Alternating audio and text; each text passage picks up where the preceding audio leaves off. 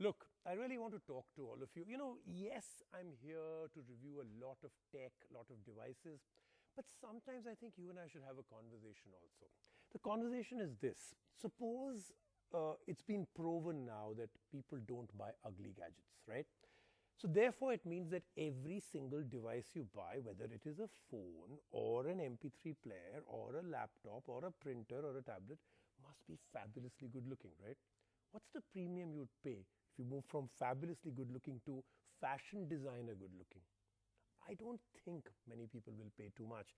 But today we'll test that theory because I've got a laptop with me that in a sense I think should be about lakh and 10 maximum, but it's being sold for a little bit more because apparently it's a fashion designer edition of a laptop. The laptop's from HP. Second, I want to talk to you about something else, and that is the naming of devices and brands. So I'm very happy that we live in a time where technology and innovation comes to us at the speed of light, all four different directions. We have so much to play around with. But could we name them better? So this is a company, it's called Shanling. So that part I'm okay with. And it's a portable high-definition music player. That part I completely love. But it's called the M0. Now, if you're calling your product a zero, then aren't you really more or less sealing its fate? I mean, aren't you going to get a zero effect from it? I mean, ask Shah Rukh Khan. Let's get started with today's show. At a glittering fashion show, two new HP laptops walk the ramp. Will they be the showstopper of the season? And meet the chicken lover's eternal Valentine who will never leave their side. Also, we try our hands on Dyson's latest Airwrap that styles your hair with no damage. And of course, before we get started with all our deep psychology into the world of technology, here's some news from the world of gadgets.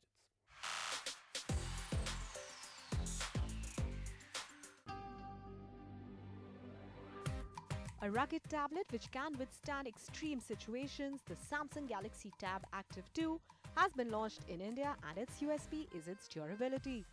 The Tab is targeted at B2B sector, specifically the logistics and transport companies. It features an 8-inch display with 3GB RAM and a massive 4450 mAh battery, which is replaceable. You get 16GB internal memory that can be expanded to 256GB. The real highlight is that the Tab can be used with gloves, can withstand dust, water and drops. Sony has announced a new range of Veena smartwatch straps which can convert any watch into a smartwatch. Traditional watch loyalists can attach a Sony Veena strap to their existing one and can choose between the silicone Veena Active and the metal Veena Pro. All the smart functions and sensors are fitted inside the straps and look pretty elegant. You can track steps and calories burnt. The straps are only available in the UK as of now, starting at about £350, which is around 32,000 rupees. So our top story today is the HP, and it's called the Spectre Folio. Of course, I've got one more, but that's more or less the typical one, a very high-end, good-looking, thin and light. The Spectre Folio, just like its name Folio, comes leather in case. Now, I'm not talking about a case or a sleeve that you put it, which is made out of leather. The outer shell is actually leather, and it's beautifully done. Now, I'm showing it to you right now. Take a look. This is a brilliant one, right? Now, this is where they're taking things forward by saying that if a laptop has to look amazingly different, absolutely stunning, and if you want to use the word gorgeous for a laptop, you've got to do something different.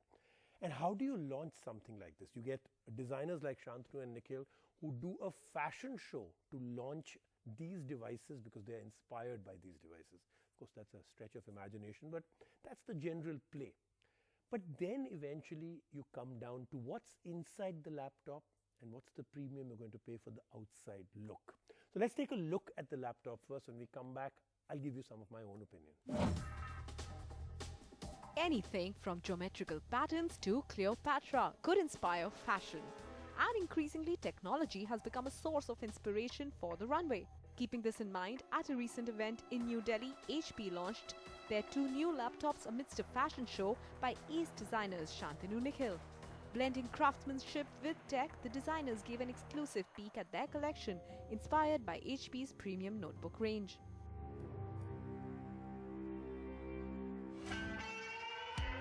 First up is the new Spectre Folio, and it is as close to its name as it can get. Yes, in this bunch of files and folders, there is the new HP laptop hidden as well.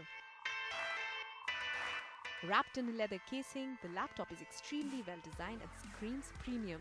The leather is not a sleeve or a case, but it is a part of the laptop. Not seen anything like this in a while. The drawback though is that leather is not a light material, and so the folio weighs in more than some of its counterparts. The screen is 13.3 inches Full HD and is bright and pop. It has a 16:9 screen ratio, which feels a little cramped compared to the 3:2, which is the more popular trend these days. This one is a convertible and the hinge is truly one of its defining features. You can pull the screen forward and use it in the tent mode, ideal for some binge watching, or a more reclined tablet mode, or a straight up laptop mode. We have been spoiled by barely there bezels, so the one on this one seems quite thick. The good thing is that this one has a stylus packed in that can be placed in the loop on the side. We do wish there was a sleeker pocket for it. It has quad speakers with Bang & Olufsen audio, but they are just average and not too loud. Therefore, the 3.5mm audio jack may prove to be useful. Ports are very limited. You just get 3 USB Type-C ports and there is no micro SD card slot either.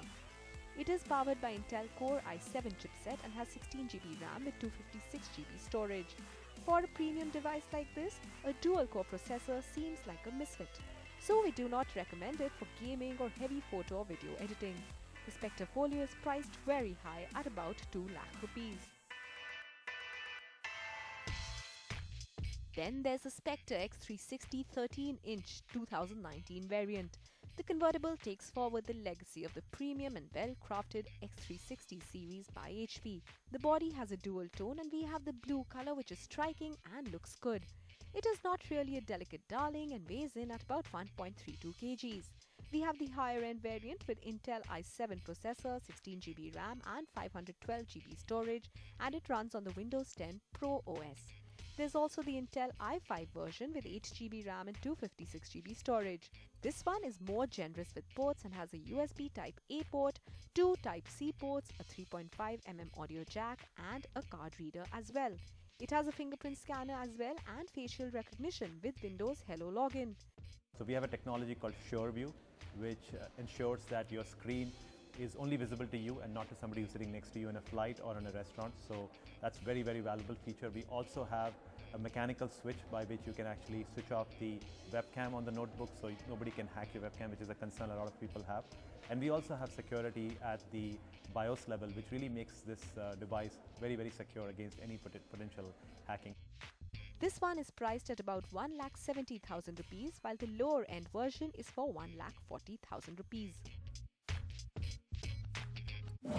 If you actually take this compared to, let's take an HP laptop itself, right? The exact same configurations that you have inside this one, you could start off at 50, 60, 70,000 rupees also. But then let's move on to the thin and light. So add another 20, 30,000. You're going to end up with about 80, 90. Let's add a little bit more premium for luxury. Let's add another 20. That comes to about 1,10,000. Why is the HP Spectre Folio at 2 lakh rupees? Are we paying for that fashion show? Okay, I may be coming out a little harsh out here, but these are my thoughts and I deeply think about this. I think we should be paying a little premium for luxury and good looks, but not so much. Now let's move on to the next one. This is a high definition MP3 portable audio player, MP3 and all other formats. Looks like an Apple Watch. Almost, if I was to put it like this, it looks like the Apple Watch maybe had some steroids or is having a high protein diet or something like that and has really grown big and muscular. Other than that, it's got great features. It plays high definition well. It's priced very well. The only problem, like I said right in the beginning, is the name of the device is the M, and I'm not going to give you the pregnant pause. I've already used that dramatic effect. It's called the M0. I cannot believe, I mean, can you imagine if we were sitting in that brainstorming session that was happening at the device manufacturer's place? I mean, huge place, 200 people sitting, their PR, their marketing, their advertising agency, their brand managers, and they all said, what should we name it? It's beautiful. It's going to be super successful. Let's call it the Zero. So without any other prejudice about the name, here then is our review. We have had media players from different companies make way to our studio, each unique in its own way. But this one is different. For starters, it is tiny. Tiny enough to slip into your pocket or be hidden in your palm. The Shanling M0 claims to be the world's smallest player, and we have it with us today. Let's find out if it hits the right notes.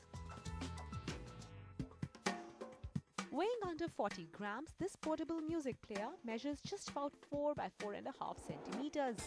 The casing is metallic, and despite the small size, it feels quite solid when you hold it in the hand. It has a 1.5-inch touchscreen which is a fingerprint magnet but can be wiped away easily. The glass is a little curved and adds to the looks. The power key is on the right, that is also convenient volume control. The left has an SD card slot and the bottom has a 3.5mm jack along with the Type-C port. The interface is fairly simple. Keep scrolling to access various options and settings. The trouble is that the screen is too small and we often experienced accidental clicks, especially when someone with thick fingers used the player. The touchscreen is intuitive but needs a little swiping practice for you to navigate around. The 32-bit mobile audio DAC has built-in headphone amplifier and digital filter presets. It can also play out most lossy and lossless formats including DSF, DFF, ISO, DXD among many others. It optimizes performance to maximize battery life, which is a big advantage. There's a 640 mAh battery in it and it takes about 2 hours for a complete charge. The claim is to deliver about 12 to 15 hours, however with FLAC and DSD playlists it may reduce. It skips internal storage but supports an SD card up to 512 GB. It can operate by a number of Bluetooth standards and has a two-way Bluetooth feature that allows the M0 to act as a receiver to connect wirelessly to any audio device from a full-sized audio player to a smartphone. Don't go by its size as it packs in quite a punch to power any portable headphones with bass and clarity. In addition, there are some EQ presets for some customization. Where most media players are easily tagged more than twice of this one, priced at about 10,000 rupees, the Shanling M0 is a great purchase if you want to experience high-res audio without reducing your bank balance. With some sleek looks, premium audio capabilities and well-balanced sound, you may want to consider slipping this into your pocket, quite literally. Let's take a quick break right now. On the show, lots more on the other side.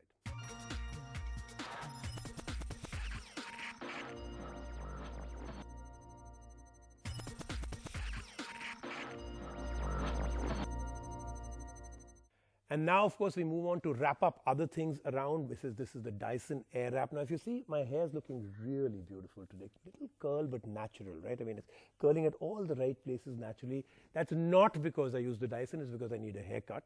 But there are other people who, work here and on this show, but spend most of their time with Dyson and their likes, trying to get their hair done perfectly. Let's find out what the Airwrap can do for her and for you.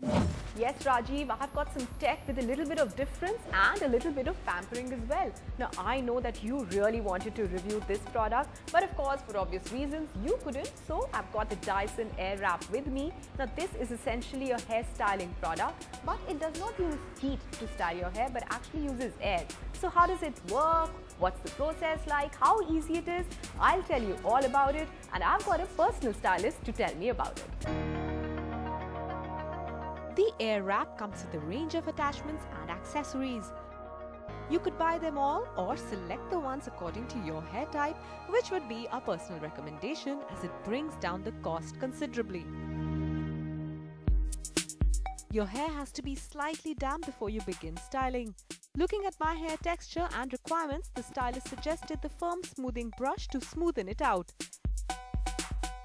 As the hair in the front was more stubborn, a stronger, round volumizing brush was used to smoothen it.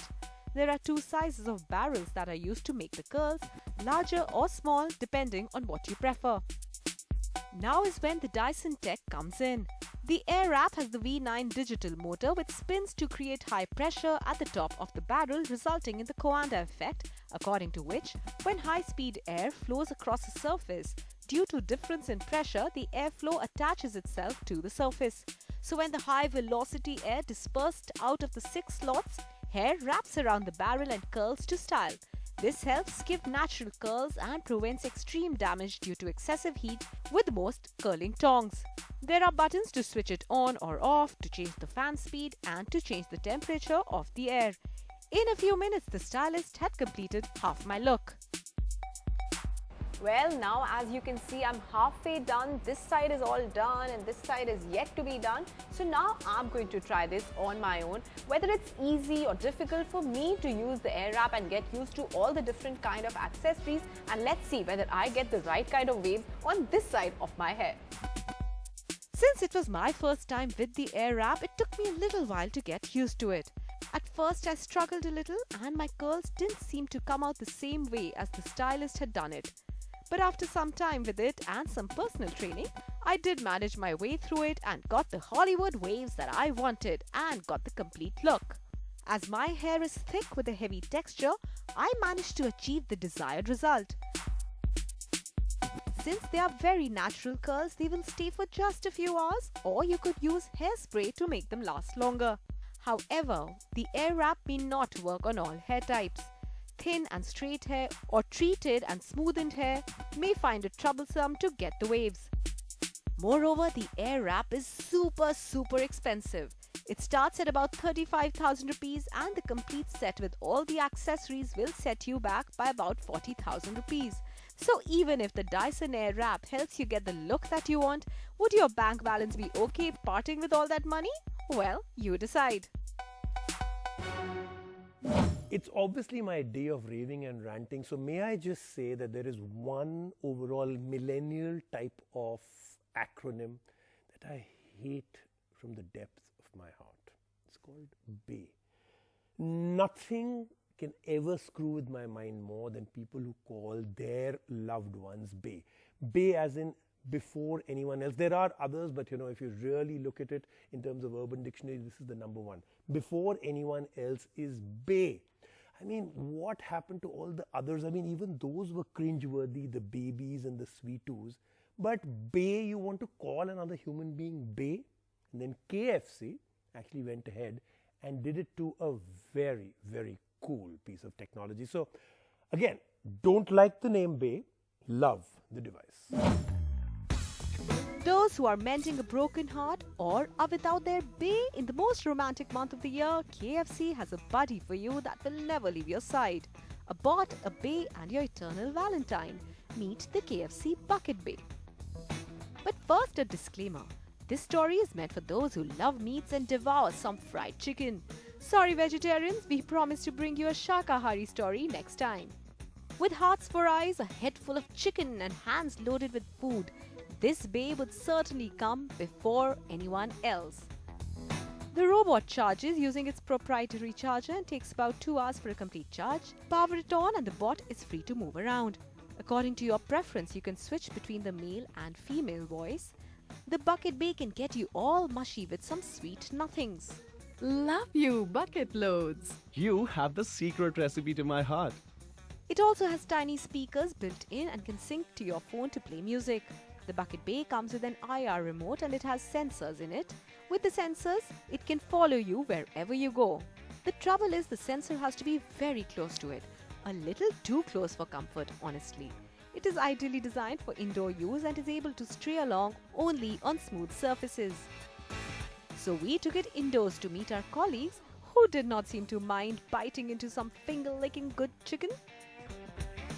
In our honest opinion, the Bucket Babe seems like a complete gimmick. It's not that the food remains warm or it can deliver chicken to your table, but it is no doubt an eye-catching robot that will intrigue interest. The Bucket Babe will be set up in select KFC outlets to celebrate some love for food on Valentine's Day. Well, that then is the end of my rave and rants for today, but I'll be back with a lot more anger against names, devices and others. No, I'm just kidding. When it's amazing, I'll tell you that. When I find that the device is great but there's something missing, and it is my job to come and tell you this is how it is. See you next week.